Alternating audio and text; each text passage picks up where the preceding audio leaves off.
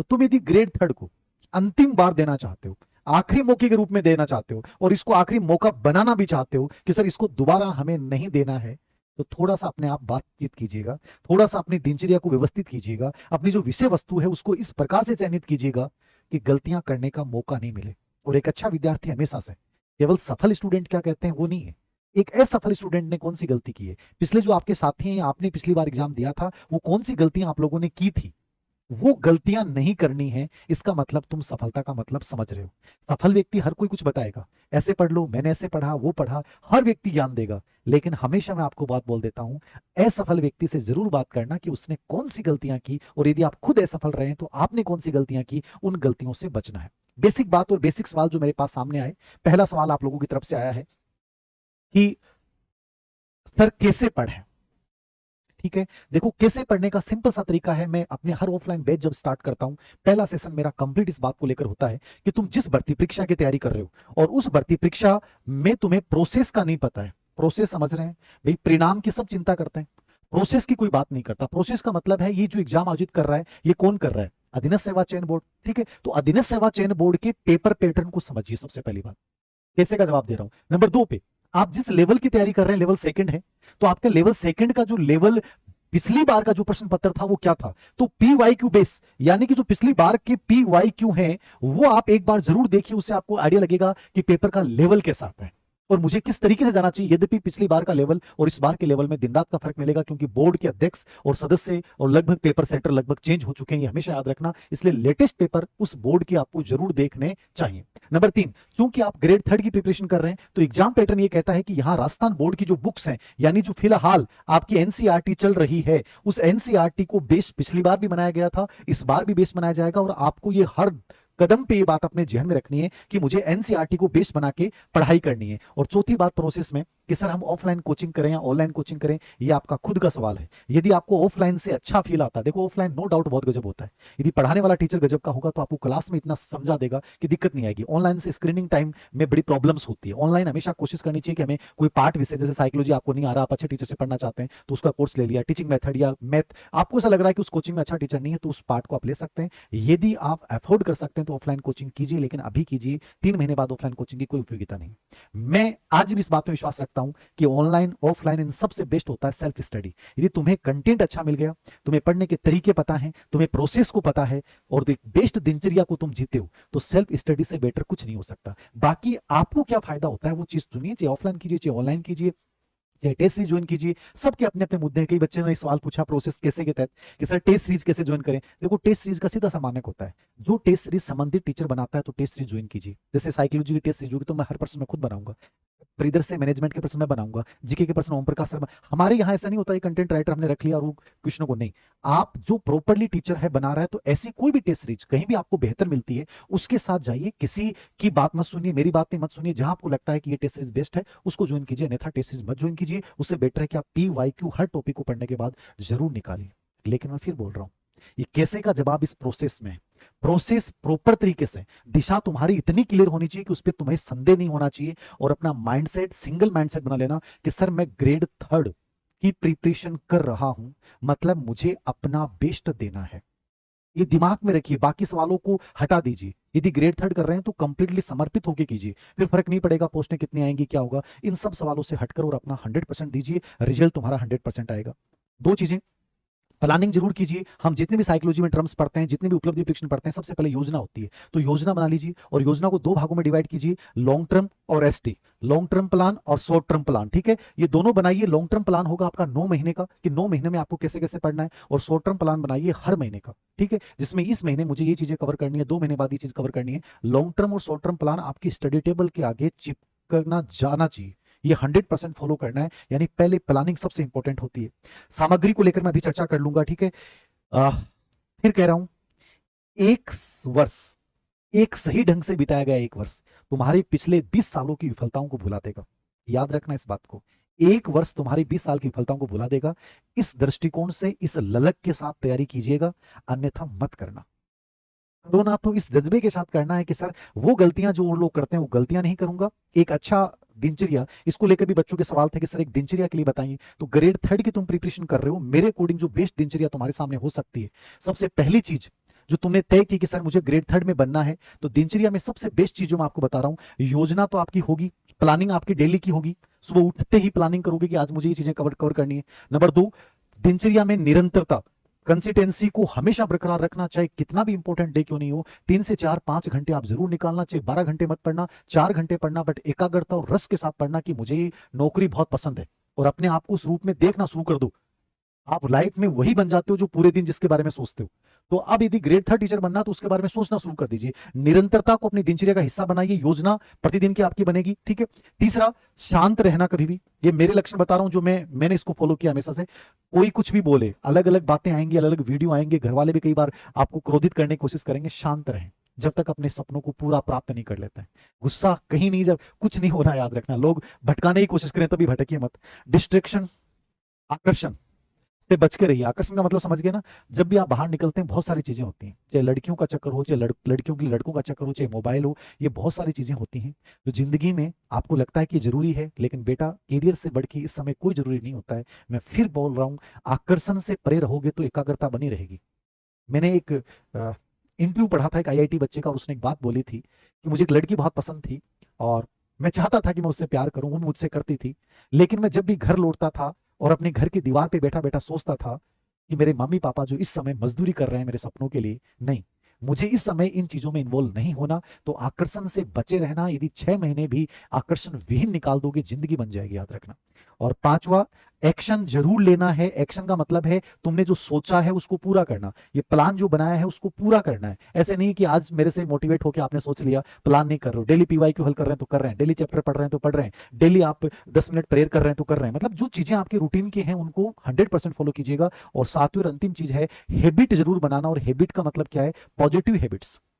Positive habits यही हैं कि आप एक समय एक काम कीजिए, ठीक है, और बाकी चीजों को अपने उस समय से हटा के रखिए। एक निर्धारित टाइम को फॉलो कीजिए, जिस टाइम तुम पढ़ रहे हो उसी को अपने रूटीन का हिस्सा बना लीजिए, टाइम को बार बार मत बदलिए। और तीसरी सबसे इंपॉर्टेंट चीज है हैबिट बना लीजिए कि चाहे लाइफ में 2 ही व्यक्ति हो आपके, चाहे एक ही व्यक्ति हो, लेकिन वो बेस्ट होना चाहिए, जिससे आप अच्छी चीजें शेयर कर पाए, जिसके साथ आप इंटरेक्शन कर पाए। एक भी नेगेटिव व्यक्ति तुम्हारी लाइफ में है तो चाहे मैं कितना ही अच्छा पढ़ा दूं, तुम कितनी अच्छी जगह पढ़ लो, सब फ्लैप्स हो जाएगा। तो थोड़ा सा इन चीजों को फॉलो कीजिएगा और इसके साथ अच्छी दिनचर्या के साथ अपने आज से स्टार्ट कर दीजिए, कल से स्टार्ट कर दीजिए। पहली चीज, ग्रेड थर्ड में अपन लेवल सेकंड के अकॉर्डिंग जब प्रिपरेशन करते हैं, आपका सिलेबस लेवल फर्स्ट से थोड़ा सा डिफरेंट है। पहला काम ये करेंगे, हो सकता है कि आपने कर लिया होगा, नहीं किया तो आप जरूर कीजिएगा, पूरे सिलेबस का पाठ्यक्रम विभाजन कीजिएगा।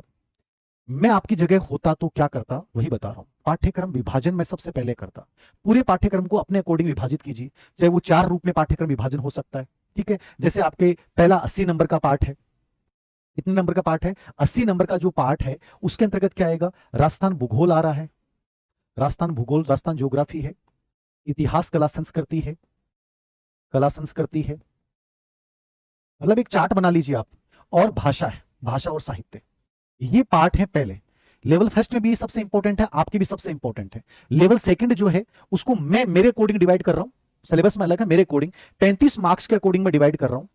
और इस पार्ट में आप जो डिवाइड करोगे उसमें क्या जोड़ोगे? राजस्थान सामान्य ज्ञान, जिसमें प्रतीक चिन्ह, उद्योग, फ्लेक्सिब योजनाएं, ठीक है ना, राजस्थान सामान्य मतलब जीके सामान्य ज्ञान, राजनीतिक प्रशासनिक व्यवस्था, ये ठीक है एक तो। और एक पार्ट इसमें जोड़ लेना करंट को। 35 नंबर का पार्ट, ये वैसे 50 का है बट यहां मैं 35 नंबर का डिवाइड कर रहा हूं। फिर देखना 30 नंबर पे आप जो पार्ट करोगे उसको आप बनाओगे साइकोलॉजी, परिदृश्य, क्योंकि जुड़े हुए पार्ट हैं, और ICT, ठीक है। ये 8% इसके आते हैं, मतलब लगभग 50 नंबर का पार्ट ये हो गया। 50 नंबर का पार्ट है, इसको अलग कर लीजिए। और लास्ट में आपका विषय और विधियां, टीचिंग मेथड, ये आपका 120 प्लस 20 यानी टोटल 140 नंबर।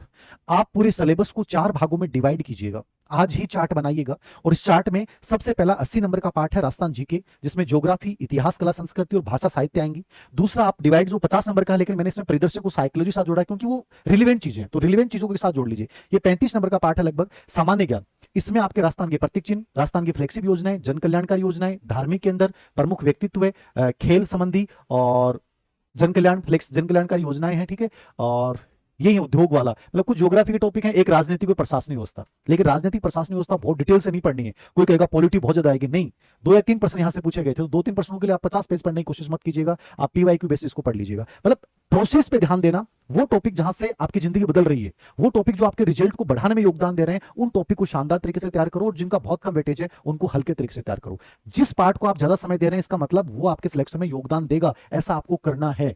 ये बातें सुन लीजिएगा, नोट कर लीजिएगा। साइकोलॉजी प्रीवियस से आईसीटी 50 नंबर का पार्ट हो गया, और विषय का सबसे बड़ा रोल है क्योंकि 140 नंबर का पार्ट है, तो विषय को हल्के में नहीं लेना है। समझ सुनिएगा, मैंने पूरे पेपर का एनालिसिस किया आपके लेवल सेकंड के। राजस्थान जो ज्योग्राफी है उसमें से हर पेपर में किसी में 15% थे, किसी में 16% थे, ठीक है। इतिहास, कला, संस्कृति में से यही पार्ट है, 8% दोनों में से लगभग 15 से 16%। और भाषा और साहित्य में से किसी में 7 प्रश्न आए हुए, किसी में से 8 प्रश्न आए हुए, मतलब टोटल 50 नंबर का पार्ट है, लेकिन बड़ा वेटेज है। अब इस पार्ट का बड़ा वेटेज है, इसका मतलब आपको उसी तरीके से पढ़ना है। राजस्थान ज्योग्राफी का बड़ा रोल है, तो राजस्थान ज्योग्राफी की अच्छी किताब पढ़िए कि सर राजस्थान ज्योग्राफी के लिए क्या पढ़ें। तो राजस्थान भूगोल के लिए जो अधीनस्थ सेवा चयन बोर्ड का एग्जाम पैटर्न है और जहां से प्रश्न हुबहू उठाए जाते हैं, वो है हरिमोहन सक्सेना की राजस्थान ज्योग्राफी। यदि आप पढ़ सकते हो, आपके पास टाइम है, तो हरिमोहन सक्सेना पढ़िए। यदि आपको कोई गाइड अच्छी लगती है, क्योंकि अभी मार्केट में गाइडें सब फेल हो गई थी, आरएस परी में जो ज्योग्राफी आई है, तो अभी मैं आपको कोई गाइड इसके लिए सजेस्ट प्रॉपर्ली नहीं करूंगा। कोशिश करें कि आप हरिमोहन सक्सेना पढ़िए, उसके बाद कोई अच्छी गाइड आएगी तो मैं आपको अलग से टेलीग्राम चैनल धीर सिंह दावाई ऑफिशियल पर डाल दूंगा। तो राजस्थान ज्योग्राफी है वो हरिमोहन सक्सेना से तैयार कर लीजिए। किससे कर लीजिए? हरिमोहन सक्सेना, और पेपर सेटर भी इसका प्रयोग करता है, तो याद रखना। इतिहास, कला, संस्कृति अच्छा पार्ट है, पढ़ सकते हैं तो हुकुमचंद जैन की हिंदी ग्रंथ अकादमी किताब पढ़ सकते हैं, आरपी व्यास की राजस्थान इतिहास, कला, संस्कृति पढ़ सकते हैं, डिटेल में पढ़ना है। और वरना कोई गाइड लेके आ जाइए, चाहे वो पप्पू सिंह प्रजापति की हो, ठीक है, पवन भवरिया की हो, या कोई और आपको अच्छी लगती है, धरोहर पब्लिकेशन की अच्छी एक किताब आई है इतिहास, कला, संस्कृति पे, ठीक है, तो आप देख लीजिए। आपको जो बेटर लगता है आप गाइड को खुद चूज कीजिएगा। गाइडों में लगभग मैटर एक जैसा होता है, कॉपी पेस्ट होता है गाइडों में। बेटर है कि अच्छी किताब पढ़ सकें, वरना नोट्स बना लीजिए, आपने पहले जहां पढ़ा वहां से पढ़ लीजिएगा। लेकिन कोशिश कीजिएगा कि राजस्थान ज्योग्राफी पढ़ी तो उसके पीवाईक्यू निकालिए। जैसे हमारी एक ऑब्जेक्टिव किताब आई थी, ऐसे हमने इतिहास के ऊपर एक ऑब्जेक्टिव किताब निकाली है, पतली सी, जो लेटेस्ट पेपर है अधीनस्थ सेवा चयन बोर्ड के, तो उनको अच्छे से निकालिए, ठीक है। ऐसे ही भाषा और साहित्य का अपना रोल है, तो भाषा साहित्य पे कला, संस्कृति और भाषा साहित्य की ओम प्रकाश चौधरी सर जो आरएस है, उनकी किताब आती है पतली सी, आप देख सकते हैं, तो आपको देखनी चाहिए। अन्यथा भाषा साहित्य के ऊपर आप आरएस के लिए पेनोरमा ने भी एक बहुत अच्छी किताब निकाली थी, वो भी बढ़िया किताब है, क्योंकि इसमें डीपली प्रश्न आते हैं। इस पार्ट को आपको सबसे ज्यादा टाइम देना चाहिए, क्योंकि आपने इसको पढ़ा नहीं है, तो शुरुआत भी इसी से कीजिए, क्योंकि इससे 7 से 8 प्रश्न आते हैं और ये सिलेक्शन में बड़ा रोल अदा करते हैं। तो ये एक मैटर, आप इसका 50-80 नंबर का पार्ट है, इसको सबसे पहले बढ़िया तरीके से तैयार कर लो। ये हो गया, पहला पार्ट बता दिया मैंने। राजस्थान ज्योग्राफी हरिमोहन सक्सेना। इतिहास, कला, संस्कृति के लिए कोई गाइड ले सकते हैं, या हुकुमचंद जैन वाली किताब ले सकते हैं समझ बनाने के लिए, ठीक है। और भाषा साहित्य, कला, संस्कृति के लिए आप ओम प्रकाश चौधरी सर वाली किताब ले सकते हैं। तो ये आप देख लीजिए, इससे भी बेटर कोई किताब आपको मिलती है तो आप वो फॉलो कीजिए। ये किताब तो वो है जो मैंने देखी है, जो मेरी नजर में है। हो सकता है मेरी नजर में कोई ऐसी किताब हो जो इससे भी बेस्ट हो, तो आप अपने अकॉर्डिंग आपको खुद को समझ बन जाएगी कि ये किताब बहुत बढ़िया है, इसको मुझे फॉलो करना चाहिए। बस पीवाईक्यू जरूर निकालना, वो कोई भी निकालो, चाहे उन्हीं की पीवाईक्यू ले लो, इतिहास, कला, संस्कृति के किसी और के ले लो, जो आपको बेटर लगती है वो लीजिए। 35 मार्क्स का जो राजस्थान सामान्य ज्ञान है, सबसे इजी पार्ट है, इसमें बहुत ज्यादा टॉपिक नहीं है, अनावश्यक मोटी गाइड मत पढ़ना। इसमें प्रत्येक चिन्ह मुश्किल से 1.5 पेज का मैटर है। फ्लेक्सिब योजना है, जन कल्याणकारी योजना है, करंट को ढंग से पढ़ लिया तो ये अपने आप ऑटोमेटिकली तैयार हो गया। और ये पार्ट सबसे अच्छे से सूझत से तैयार करना है, या कोई योजनाओं की अच्छी किताब है उससे तैयार करना। औद्योगिक केंद्र आपकी ज्योग्राफी के साथ ही हो गया, धार्मिक केंद्र आपका कला, संस्कृति के साथ तैयार हो गया, ठीक है। खेल, प्रश्न, व्यक्तित्व वाला भी आपका करंट के साथ तैयार हो जाएगा, क्योंकि करंट से रिलेवेंट है। राजनीतिक और प्रशासनिक व्यवस्था पे 2 से 3 प्रश्न आए, लेकिन उसके लिए बहुत डिटेल्ड मैटर मत पढ़ना। आप चाहो तो आपके पास जो पहले से कंटेंट है वो पढ़ सकते हैं, वरना कोई अपडेट इसकी अच्छी कोई किताब आएगी तो मैं सजेस्ट कर दूंगा। अभी जो मार्केट में आई वो कंप्लीट अपडेट नहीं है, क्योंकि फ्लेक्सिब योजनाएं, जन कल्याणकारी योजनाएं ये बाद की आएंगी।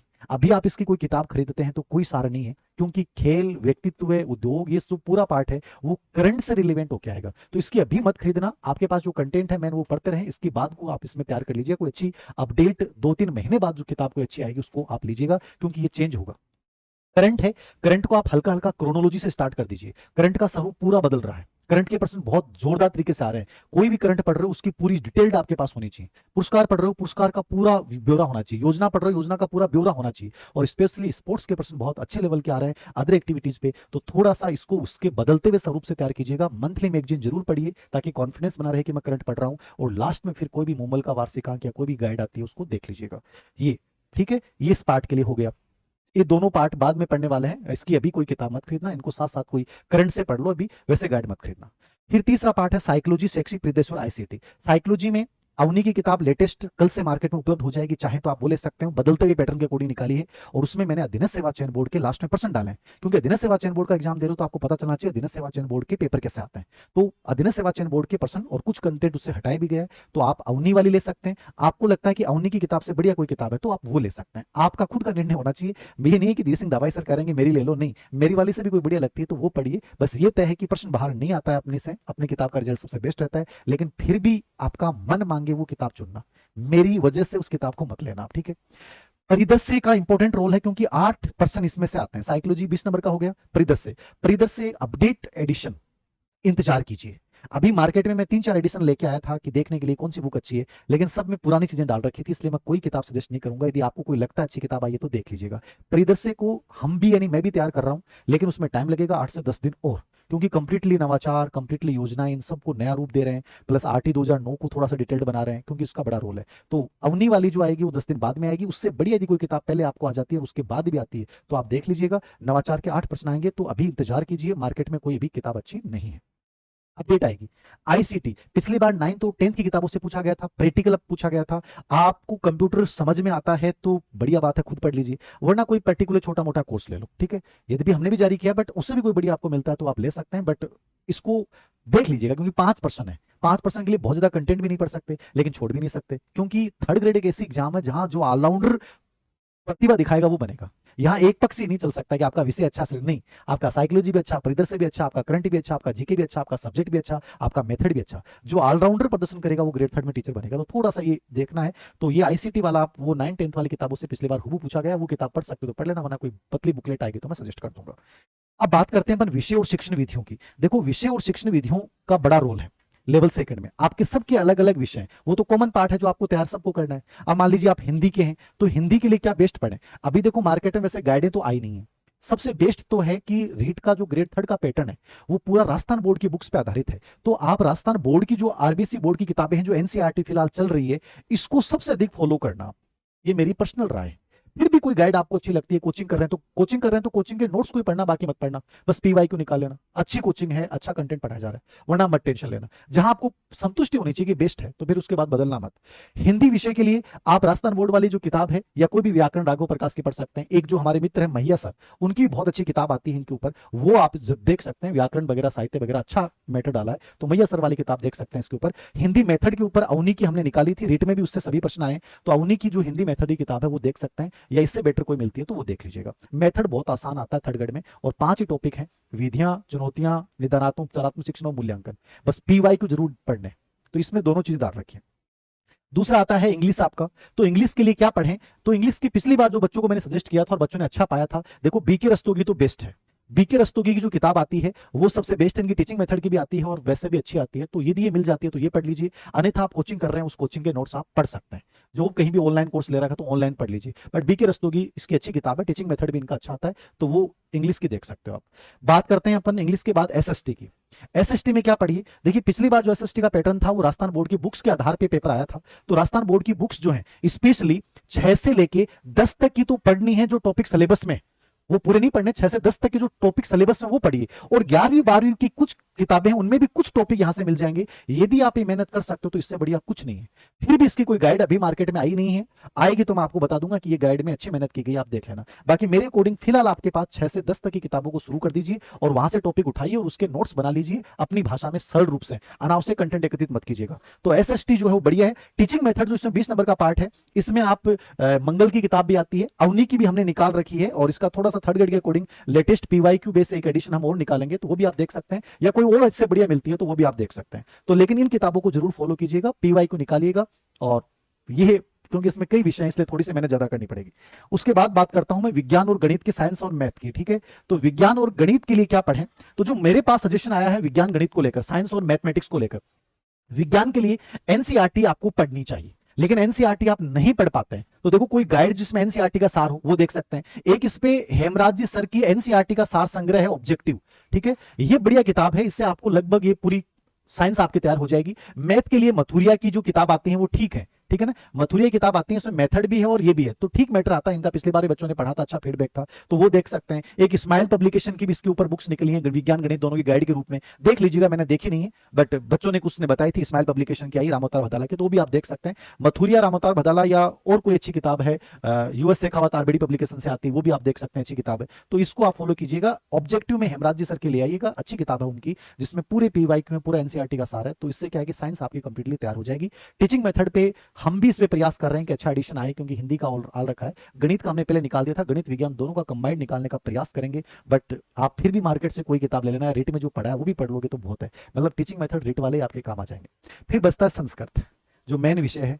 संस्कृत के अंतर्गत भाई मुझे ज्यादा नॉलेज नहीं है, लेकिन जो पिछली बार बच्चे सिलेक्ट हुए उनसे मैंने चर्चा की, तो इसमें 2-3 राजस्थान में हैं जो काम कर रहे हैं। लोकेश जी शास्त्री, उनकी अच्छी किताब आती है, वो देख सकते हैं। रामकुमार जाट की आती है, किरण चौधरी मैडम की आती है, तो इनमें से आपको जिसकी भाषा सबसे अच्छी लगे, उनके टीचिंग मेथड भी आते हैं, तो वो इन तीनों में से किसी की भी चुन लीजिएगा। एक मनोज मिश्रा जी की आती है, तो आप इनमें से किसी की भी चुन लीजिएगा जो आपको बेटर लगे, क्योंकि आप खुद देखोगे इन चारों किताबों को कंपेयर करोगे तो आपको समझ में आएगी। भाई उर्दू का मुझे कोई नॉलेज नहीं है, पंजाबी का कोई नॉलेज नहीं है, इस पर मुझे कोई अच्छी किताब मिलेगी तो मैं आपको टेलीग्राम चैनल धीर सिंह धावाई ऑफिशियल है, वहां पे शेयर कर दूंगा। तो ये आपके सब्जेक्ट के अकॉर्डिंग रणनीति है।